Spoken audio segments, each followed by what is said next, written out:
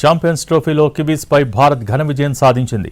250 పరుగుల లక్ష్యంతో బ్యాటింగ్ ప్రారంభించిన న్యూజిలాండ్ 45.3 ఓవర్లలో 205 పరుగులకు ఆలౌట్ అయింది. దీంతో టీమిండియా 44 పరుగుల తేడాతో గెలుపొందింది.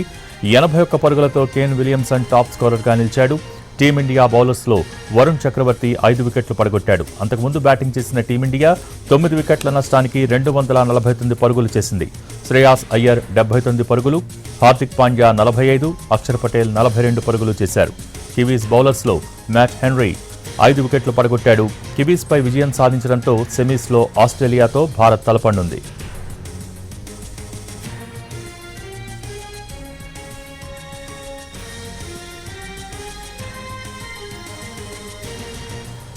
ఛాంపియన్స్ ట్రోఫీలో కివీస్పై భారత్ ఘన విజయం సాధించింది. 250 పరుగుల లక్ష్యంతో బ్యాటింగ్ ప్రారంభించిన న్యూజిలాండ్ 45.3 ఓవర్లలో 205 పరుగులకు ఆలౌట్ అయింది. దీంతో టీమిండియా 44 పరుగులతో గెలుపొందింది.